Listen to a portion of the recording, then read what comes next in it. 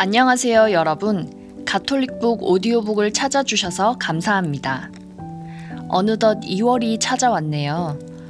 오늘도 출퇴근길이나 산책 중 또는 하루를 마무리하는 시간에 편안하게 들으실 수 있는 흥미로운 책 한 권을 소개해드리려고 합니다. 2월의 오디오북, 오늘 읽어드릴 도서는 알렉산드리아의 사자입니다. 어느 날 저녁 키드론 골짜기에서 예루살렘의 소년 요한은 잡혀가는 예수님을 마주치지만 곧바로 달아납니다. 그로부터 30년 후 마르코라는 로마 이름을 받은 소년은 특별하고 신비로운 그분의 생애와 가르침을 세상에 알리기로 결심합니다. 마르코 복음사가의 생애와 복음서의 탄생 과정이 담긴 소설 알렉산드리아의 사자는 성경과 전승을 바탕으로 상상력을 가미하여 소년 요한이 첫 복음서를 쓰기까지의 모험을 생생하게 전달합니다. 예루살렘에서 시작해 이집트 알렉산드리아를 거쳐 로마에 이르는 마르코의 여정. 지금 바로 시작합니다. 제1부 전율 1장 사자. 내가 그 상처를 입기 며칠 전이었다. 정확히는 엿새 전이었다. 예루살렘의 소녀가 을에 그렇듯이 호기심 많고 쾌활한 로데는 황급히 문으로 달려갔다. 갓 11살이 된 로데는 항상 손님들에게 직접 문을 열어주고 싶어 했다. 문이 닫히는 소리가 몇 번 들렸을 때 나는 신발끈을 다 묶은 참이었다.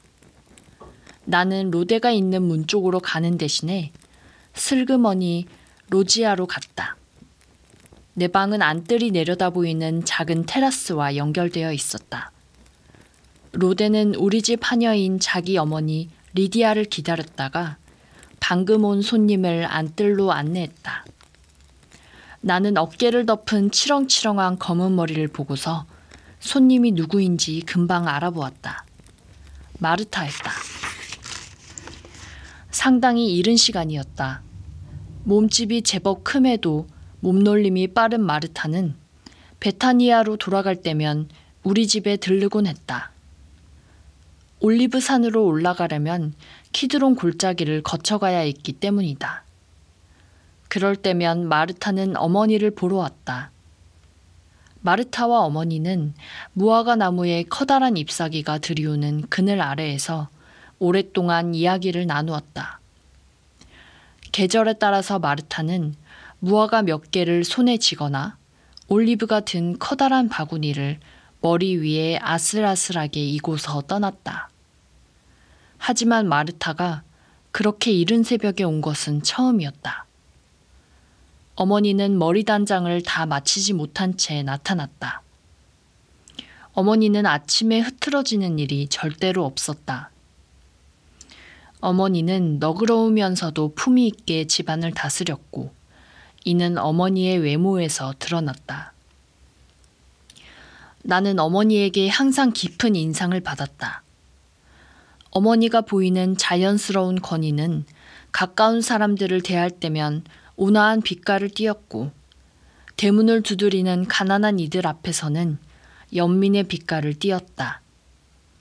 어머니는 주민들에게 존경을 받았고 더 나아가 사랑을 받았다. 이웃 간의 다툼이 일거나 교육에 대해 조언이 필요할 때 로마인의 요구와 억압, 서민이 쉽게 빠져드는 온갖 정치적인 예측을 어떻게 받아들여야 할지 모를 때면 사람들은 어머니를 찾아와서 의견을 물었다. 마르타는 걱정에 휩싸인 것으로 보였다. 어머니는 그 사실을 짐작하고 곧바로 쇼를 집어 머리에 뒤집어 썼다. 가까운 사이인 두 여인은 남의 눈에 잘 띄지 않도록 우물 옆 무화과 나무 아래에 있는 긴 의자에 앉았다. 마당에는 아침 내내 그늘이 져 있었다. 나는 어머니와 마르타를 둔 채 고개를 들어 성스러운 도시 예루살렘의 동문을 바라보았다. 그 광경은 아무리 보아도 물리지 않았다. 나는 그 모습을 암포라 조각에 목탄으로 그리곤 했다. 새벽빛이 돌을 붉게 물들였다. 금으로 장식된 성소의 윗부분이 성벽 위로 높이 솟아 있었다. 그 아래로 햇볕을 받아 더없이 환한 성벽 한가운데에 있는 동문은 메시아가 올라를 기다리고 있었다. 전승에 따르면 바로 그 문으로 메시아가 예루살렘에 들어와 왕위를 차지할 것이라고 했다. 다니엘 예언자가 한 계산에 따르면 그때가 머지 않았다. 하지만 나는 묵시록적인 횟수 계산 따위는 믿지 않았다. 민간의 미신은 더욱더 믿지 않았다. 나는 계단을 단숨에 뛰어내려가 안뜰을 가로질러 문까지 갔다. 요한! 어머니가 나를 부르는 소리에 나는 우뚝 멈춰섰다. 네, 어머니. 예의 없게 굴지 말거라. 와서 마르타에게 인사해야지. 나는 어머니의 말에 따랐다. 하지만 마르타가 상당히 불안해 보였기에 내 마음도 불편했다. 인사하고 나서 냉큼 달려가 문을 여는데 또다시 내 이름을 부르는 소리가 들렸다. 요한! 네, 어머니. 나는 마음이 급했지만 다시 한번 뒤돌아보며 대답했다. 시내에 가니? 네, 어머니. 그러면 단의 가게에 들렀다 오렴. 단이 우리에게 주려고 누룩 없는 빵을 구워놨을 거야. 그걸 사오면 리디아가 다음 주에 빵집에서 줄을 서지 않아도 되겠지. 페사흐가 오기 전에 찌든 누룩을 전부 제거하고 청소를 하려면 리디아가 할 일이 많을 테니. 빵이 있으면 세데르 준비는 다 된 것이나 마찬가지 아니니? 어린 양만 준비하면 되니까. 나는 집으로 되돌아가 1셰켈을 집어들고 안뜰로 나와 작은 다리로 내려가는 길로 들어섰다. 집 앞에서 골짜기의 양쪽 경사는 급했다. 그날따라 나는 길가에 파놓은 무덤들을 보며 이상하게도 깊은 인상을 받았다. 그 무덤들은 실로암 쪽으로 가는 길에 있는 키드론 골짜기 아래쪽의 무덤보다 모양이 더 단순했다. 스가랴 예언자가 예언한 이후로 사람들은 세상의 종말이 오면 올리브산이 둘로 갈라질 것이라고 믿었다. 그렇다면 맨 앞자리에 묻히면 좋겠다고 생각했다. 그런 생각을 하다가 나도 모르게 몸서리쳤다. 나는 어깨를 으쓱하고 다시 달려 내려갔다. 빠른 걸음으로 작은 다리를 통과해 키드론 강을 건넌 다음에 왼쪽으로 높이 난 성벽을 따라 올라갔다. 성전의 북쪽 모퉁이로 향하는 가파른 오르막길을 오르느라 걸음을 늦추어야 했다. 베짜타의 커다란 못에서 성전까지 물을 운송하던 옛 수도교 자리에 이르렀을 때 몹시 숨이 찼다. 그 수도교는 최근에 시작된 성벽 공사 때문에 막아놓아 더 이상 사용되지 않았다. 나는 마침내 아치에 이르러 알렉산드로스를 만났다. 우리는 평소에 그곳에서 만나곤 했다. 알렉산드로스는 나와 나이가 비슷한 친구로 체구가 마른 편이었다. 우리는 어린 시절에 자연스럽게 친해졌다. 아버지가 세상을 떠나자 알렉산드로스의 부모는 어머니가 올리브 농장 일을 할 수 있도록 도와주었다. 그때부터 우리는 함께 다니며 놀기 시작했다. 우리는 성격이 서로 달랐지만 그렇기 때문에 서로 보완되는 부분이 있었다. 내가 혈기에 차서 기세를 부를 때 그는 온화했다. 내가 조바심을 낼 때 그는 절제했다. 우리 가족은 예루살렘 출신이었고 그의 가족은 키레네 출신이었다. 나는 레위 지파에 속했고 그는 시메온 지파에 속했다. 이사야 예언자가 예언했듯이 마치 사자와 새끼 양이 함께 길을 가는 것과 같았다. 알렉산드로스의 식구가 곁에서 도와주면서 나와 어머니는 위로를 크게 받았다. 우리 가족처럼 사제 계급에 속한 사람들이 계급 간의 연대를 보이기는커녕 과부가 된 어머니와 아버지를 여인 어린 나에게 아무런 도움도 주지 않는 실망스러운 모습을 보였기 때문이다. 나와 알렉산드로스는 예루살렘을 구석구석 잘 알고 있었다.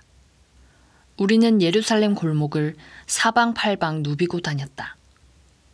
그 도시는 우리만의 왕국이었다. 아, 내가 유다지파 출신이기를 얼마나 바랐던가. 그랬다면 나는 예루살렘의 임금, 다윗 임금이었을 것이다. 그리고 더없이 호전적인 시편을 썼을 것이다. 우리는 시온산을 포위해서 공격하고 탐색해야 할 요새로 여겼다. 성벽 주위를 호시탐탐 노리는 침략자처럼 우리는 이렇게 말했다. 저 궁전을 보라. 그 성벽을 따라가고 탑들의 개수를 세어라. 우리는 이사야 예언자가 모든 민족이 그 빛을 향하여 걸으리라고 예언한 도시에서 성장하고 있다는 사실을 그 당시에 이미 깨달았던 것일까? 그러한 깨달음은 사실 그보다 훨씬 후 상처를 입으며 얻은 결실 중 하나였지만 말이다. 어쨌거나 그 당시에 우리는 예루살렘을 한껏 만끽했다. 예루살렘에서 보내는 일상, 비밀, 구석진 곳, 언덕, 가게, 무엇보다 디아스포라에 사는 사람들이 축제를 지내러 올 때 가져오는 새로운 것들을 누렸다. 우리는 신심이 약하지 않았다. 게다가 2년 전에 우리는 며칠 간격으로 바르 미츠바를 치렀다. 우리는 조컨실컨 토라를 준수했고 안식일마다 부모님을 따라 회당에 갔는데 알렉산드로스는 나보다 더 적극적이었다. 그것은 아마도 그가 나보다 더 성숙했을 뿐 아니라 생각이 더 깊기 때문이었을 것이다. 그에게는 아버지가 있었는데 그의 아버지는 마치 다윗 임금의 곁에 있던 나탄 예언자와 같았다. 오늘은 알렉산드로스가 자기 동생 루포스와 함께 왔다. 루포스는 다윗 임금처럼 머리카락이 붉은 자그마한 소년으로 활발하면서도 관찰력이 뛰어났다. 내가 루포스에게 물었다. 어라? 오늘은 아무도 너희 아버지를 돕지 않는 거야? 그러자 알렉산드로스가 대답했다. 응, 오늘은 요셉이 아버지한테 줄 일거리가 없대. 우리가 개옛날을 떠났을 때까지도 아버지는 여전히 일감을 못 구하셨어.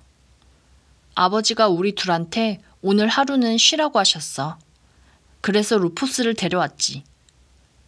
알렉산드로스의 말에 내가 제안했다. 너희 아버지께 맡길 일이 있는지 어머니에게 물어볼게.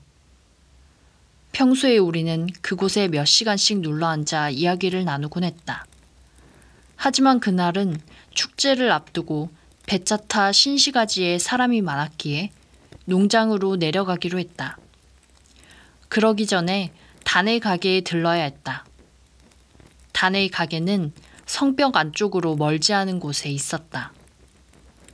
우리는 스투르티온 연못 위로 난 다리를 건너 동문의 중앙아치를 지나 성 내로 들어갔다. 누룩 없는 빵은 이미 준비되어 있었다. 우리는 옷에 달린 커다란 주머니에 빵을 쑤셔 넣고 농장으로 돌아가며 안토니아 요새의 북쪽에 있는 외호를 따라 걷다가 로마 군인들과 마주쳤다. 예루살렘아, 너희 성벽 위에 내가 파수꾼들을 세웠다. 파스카가 다가오면서 도시에는 평소보다 로마 군인이 더 많았다. 그 이유는 뻔했다. 파스카는 해방의 축제다. 축제 때면 열혈당원과 같은 유다인 독립주의자들이 로마에게 더욱 위협이 되었다. 축제 기간에 분위기는 고조되었고 금방이라도 폭발할 것 같았다. 반란의 조짐도 느껴졌다. 실제로 며칠 전부터 온 나라에서 예루살렘 주위에 많은 사람이 도착하여 특히 다마스쿠스 또는 야포로 가는 길 사이에 천막을 치고 야영지를 마련했다. 대규모 카라반이 하룻밤 머물려고 준비하듯 도시의 사람들이 우글거리기 시작했다. 로마의 총독도 카이사리아에서 예루살렘으로 올라올 것이라고 했다. 우리는 두려우면서도 감탄하는 마음으로 고개를 숙이며 군인들에게 인사했다. 사실 나는 어렸을 때부터 로마에 매료되어 있었다. 알렉산드로스와 루포스는 디아스포라 출신이었기 때문에 로마 군인을 나보다 더 자주 마주쳤을 것이다. 루포스가 로마식 경례까지 해보이자 두 사내는 재미있다는 듯 희미하게 미소를 지으며 응답했다. 우리는 키드론강 쪽으로 내려가서 강의 서쪽 기슭을 급히 달렸다. 나는 다시 안뜰로 지나가고 싶지 않았기에 담을 따라 걷다가 담장이 조금 무너진 곳까지 갔다. 우리는 그곳을 틈새라고 부르면서 자주 넘어다녔다. 담을 한 바퀴 돌아서 농지로 통하는 북쪽 통로로 들어갈 수도 있었지만 우리가 에프라임의 비밀문이라고 부르던 통로에 이르려면 골짜기의 더 높은 곳으로 한참을 가야 했다. 농지가 넓었기 때문이다. 담을 넘어 들어가는 것이 더 빨랐고 우리는 밀수꾼처럼 담을 넘으며 즐거워했다. 나는 고양이처럼 능숙하게 담장 위에 걸터 앉았다. 우리 집 암탉이 타마르는 내가 그렇게 넘어다니는 모습을 자주 보는데도 자기 새끼인 자카르를 보호하느라 시끄럽게 울어댔다. 자카르는 지난 겨울 하누카 즈음에 태어났다. 알렉산드로스와 루포스가 자기 주머니에서 누룩 없는 빵을 꺼내 나에게 건넸다. 나는 그들이 담장을 기어오르게 도왔다. 우리는 집과 나란히 붙어있는 올리브 동산으로 곧장 들어섰고 덕분에 파스칼을 준비하는 대청소를 하지 않을 수 있었다. 나는 동산, 아니 농지라고 불러야 할 그곳을 좋아했다. 그곳은 우리 집의 자랑이자 재산이었다. 꽃이 피는 시기인 그 즈음에 꽃들은 지난해에 난 가지에 붙은 잎들 사이에서 만발했다. 올리브 나무의 무성한 잎은 산들바람을 맞아 팔락이며 에메랄드색과 은색 양면을 번갈아 내보였다. 잔돌이 많은 땅에는 커다란 바위가 군데군데 드러나 있었다. 언덕의 가장 안쪽 비탈에는 동굴이 몇 개 있었다. 겨울에 비가 올 때면 우리는 그 중에서 가장 큰 동굴을 은신처로 이용했다.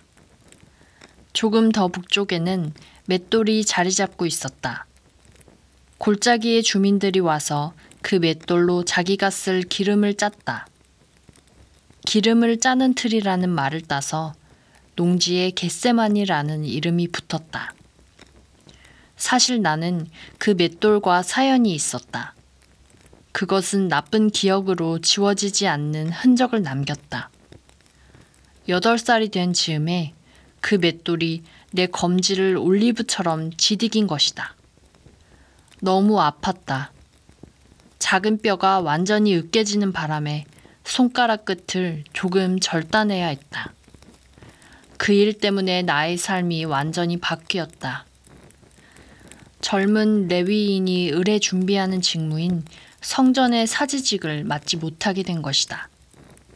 하느님의 종은 아무런 흠도 후유증도 없어야 하기 때문이다. 내 운명에 생긴 그 중대한 변화로 나는 아버지가 세상을 떠나기 전 아버지에게 큰 실망을 안겨드리게 되었다.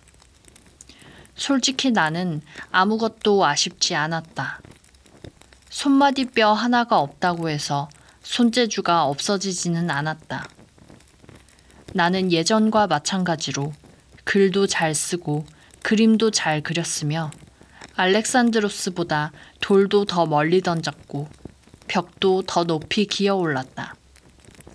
하지만 무엇보다 나는 사제가 제단에서 하는 직무인 피와 재물을 다루는 일을 별로 좋아하지 않았다. 세상을 둘러볼 기회도 없이 평생 동안 예루살렘에서 하느님을 섬겨야 했다면 나는 절망했을 것이다. 맷돌 아래에서 으깨어진 손마디 뼈는 역설적으로 내가 더없이 대범하게 살고자 했던 미래의 지평을 넓혀줬다. 우리는 맷돌 가장자리에 걸터 앉았다. 그리고 땅 위에 드러나 있는 커다란 암석의 꼭대기를 조준해서 작은 돌을 던졌다.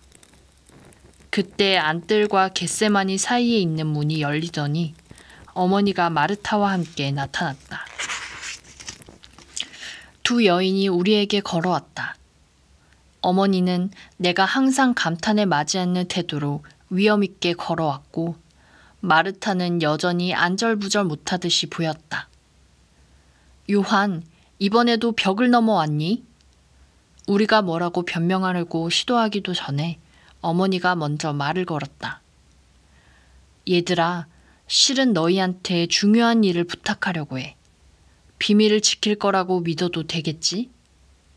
어머니의 말투가 평소와 달리 심각했다.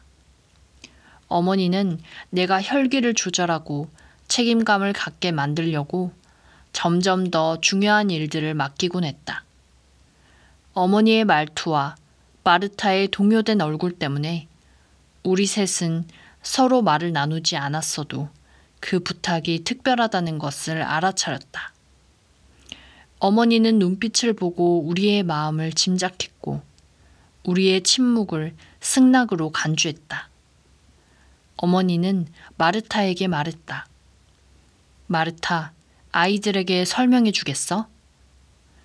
마르타는 흥분해서 빠르게 말했다.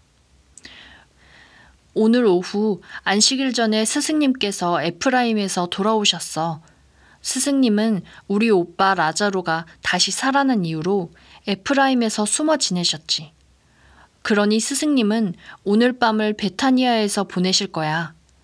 나병 환자였던 시메온이 식사를 대접해도 좋다고 허락하셨어. 내 동생 마리아와 나도 초대를 받았지. 그런데 너희도 알다시피 스승님은 지금 종교 지도자들과 관계가 무척 안 좋아. 수석 사제들과 원로들은 어떻게든 스승님을 체포하려 하지. 스승님의 의도는 잘 모르겠지만 어쨌거나 나한테 몇 가지 일을 부탁하셨는데 그중 하나를 너희에게 맡기려고 해. 스승님께서 모레 아침 일찍 베타니아를 떠나셔야 하는데 너희 가족이 베파게로 가서 스승님의 제자 2명에게 올리브 잎을 전해주었으면 해. 마르타는 눈에 띄게 흥분해 있었다. 어머니가 말을 이었다. 내가 마르타에게 스승님을 위한 일이라면 당연히 하겠다고 말했어. 오늘 안식일 쇼파르가 울리기 전에 너희가 올리브 잎을 잘라서 바구니 2개에 가득 채워주렴. 그랬다가 안식일 이후 새벽이 밝자마자 그것을 자카르의 등에 싣고 베파게로 올라가거라. 그곳에서 어린 나귀와 올리브 잎을 2 남자에게 맡기면 된다. 하지만 어머니, 타마르가 자카르랑 떨어지지 않으려고 할 텐데요. 또 올리브 잎은요? 지금 꽃이 피었는데 자르면 안 되잖아요. 게다가 그 남자들을 어떻게 알아보죠? 우리는 그 스승이라는 분도 그분을 따르는 사람들도 한 번도 본 적이 없단 말이에요. 나는 마르타의 눈길을 피하며 덧붙였다. 게다가 라자로에 대한 일도 확실히 모르잖아요. 알렉산드로스가 내 팔을 손으로 붙들었다. 그에게는 내 마음을 가라앉히는 신기한 재주가 있었다. 어머니는 애정과 권위가 담긴 눈길로 나를 응시했다. 요한, 시간이 조금 더 지나면 너도 이해하겠지. 하지만 오늘은 네가 필요해. 너는 그 일을 해야 한다. 타마르가 자기 새끼를 완강하게 지키는 것은 사실이지만 내가 가면 자카르를 데려가게 놔둘 거야. 너도 알다시피 하느님의 축복을 받아서 우리 농지에는 올리브 잎도 무화과 가지도 종려나무 잎도 충분하지 않니? 올리브 꽃이 피었다는 내 말이 맞고 가을까지 익어갈 올리브 몇 송이를 잃게 되겠지. 하지만 스승님께서 그것을 원하신다고 하면 그것은 중요한 일이야. 자카르는 이번에 처음으로 바깥에 나가는 것이니 바구니가 너무 무겁지 않도록 신경을 쓰도록 해라. 그 두 남자는 어떻게 알아보죠? 나는 그 일을 할 생각이 없다는 마음을 한껏 담아 물었다. 사람들이 자카르에게 다가오거든 무엇을 원하느냐고 물어보거라. 그들이 만일 주님께서 필요하셔서 그러는데 곧 이리로 돌려보낼 거야 라고 답하면 그것이 신호야. 그럼 그 사람들이 나귀를 데리고 가도록 놔두어도 된단다. 그러고 나서 오후 3시에 나귀를 데리러 같은 장소로 가거라. 그런데 왜 우리죠? 나는 여전히 미심쩍다는 어조로 중얼거렸다. 어머니는 온화하면서도 권위 있게 말했다. 요한, 너와 내 친구들은 소년이야. 신뢰할 수 있을 만큼 분별력이 있으면서도 남의 주의를 끌지 않을 만큼 충분히 어리지. 하지만 나는 어머니가 나에게 그 일을 맡기기를 주저한다는 사실을 눈치챌 수 있었다. 어머니는 나를 믿었지만 내가 고집스럽고 가끔은 건방지기까지 하다는 것을 알고 있었다. 어머니는 나의 욱하는 성격을 경계했고 내가 벌컥 화를 낼까봐 두려워했다. 아마도 그러한 순간에 어머니는 아버지가 없다는 사실이 더욱 아쉬웠을 것이다. 죄송하지만 부탁을 하나 더 드려도 될까요? 어머니가 차분하게 상황을 처리하는 모습을 보고서 기운을 차린 마르타가 다시 말했다. 물론이지. 네가 오빠와 스승님을 둘러싼 은밀한 분위기 때문에 얼마나 당황스러울지 잘 이해하니까. 너와 네 여동생의 짐을 덜어줄 일이라면 무엇이든 할게. 스승님과 그 제자들이 앞으로 며칠 동안 밤에 머물 장소가 필요할지도 몰라요. 도시에 가깝고 남의 눈에 잘 안 띄는 곳으로요. 베타니아에 있는 우리 집은 너무 멀고 또 잘 알려져 있거든요. 일행이 몇 명이야? 12명 정도요. 얘들아, 어머니는 부드럽고도 굳건한 어조로 말했다. 로데와 같이 가서 동산 위쪽에 있는 동굴들을 청소해 줄 수 있겠니? 거기에 외투와 단지 여러 개, 야영할 때 필요한 모든 것을 넣어두렴. 그러더니 어머니는 반항기 많은 어린 사자인 나에게 애정과 신뢰가 가득 담긴 미소를 지으며 덧붙였다. 그리고 이 일에 대해서는 아무한테도 말하면 안 돼. 네 친구인 로마의 사람들한테도 말이야.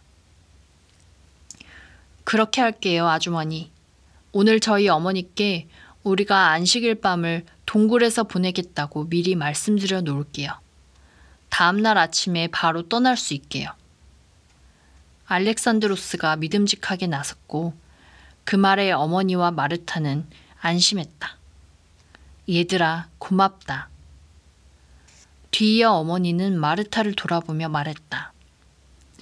동굴은 동산 안쪽 골짜기 깊은 곳에 있어서 사람들 눈에 잘 띄지 않아.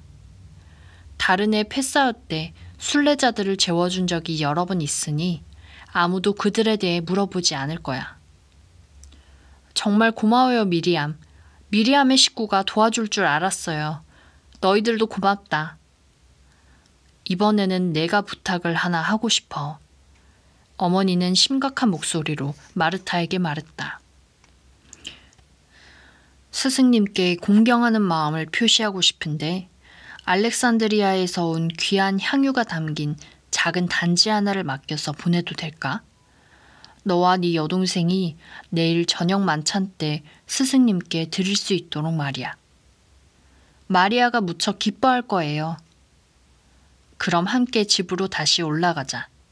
가는 길에 옥합이 부서지지 않게 천으로 잘 말아서 줄게. 마르코는 예수님 앞에서 부끄러운 행동을 한 자신을 마주하고 성장하며 복음서를 쓸 용기를 얻습니다. 이 이야기를 통해 온갖 일에서 상처받고 어려움을 겪고 있는 우리는 어떤 방법으로 성찰하며 주님께 다가가고 있는지 생각해보면 어떨까요? 지금까지 알렉산드리아의 사자 소개해드렸습니다. 오늘 들려드린 이야기가 여러분의 마음에 깊은 울림을 드렸기를 바랍니다.